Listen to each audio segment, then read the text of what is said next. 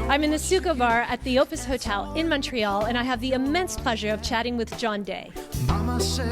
The first thing I want to ask you is, there was Exhibit A, Yeah, Exhibit B, yeah. and there'll be another one which we're going to talk about later. Why the name? That's a good question. I see it as like an exhibit, much like when you go to a museum. And so it's like a collection in that sense. And they're kind of findings, I guess you would say, musical findings. And so the name is appropriate and also convenient because you don't have to think of another name for the next. The sound, can I say kind of a fusion between a little bit of roots and jazz? Would that work well? Yeah. And your background is of classical training. Well, my formal pre-teen background is classical.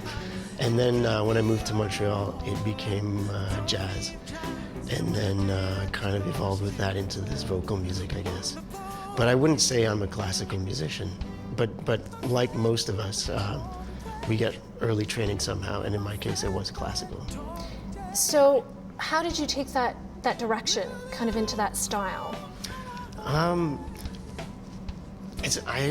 love vocal music, and I think a lot of people do, because most people listen to vocal music.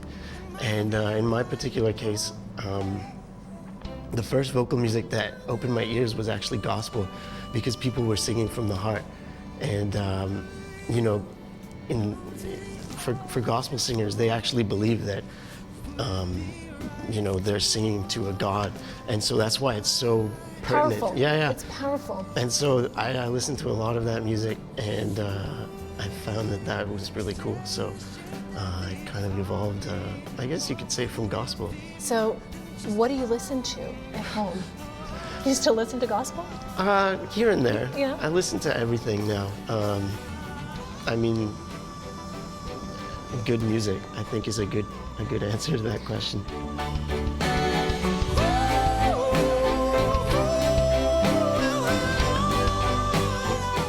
You've been accompanying a lot of musicians. Yeah.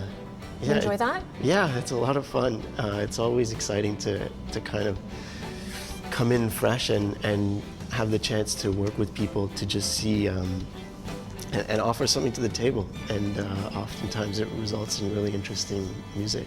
Do you take some of that back when you go back and do your own stuff? Absolutely. You do? Okay. Yeah, as much as, you know, you could build a shield up and pretend that you're not going to get influenced, Yeah.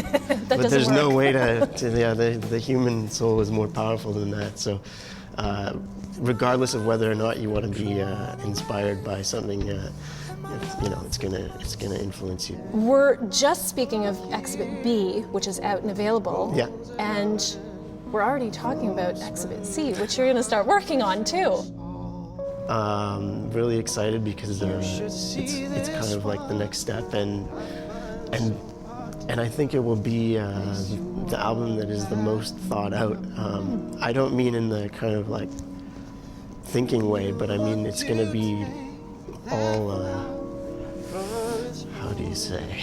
Exhibit B was made in a kind of haste, but I think that might have been a good thing too. So Exhibit C is going to be a little more planned, in the sense that, you know, we won't be writing string arrangements the day of the recording kind of thing. You guys actually wrote some of that the day of?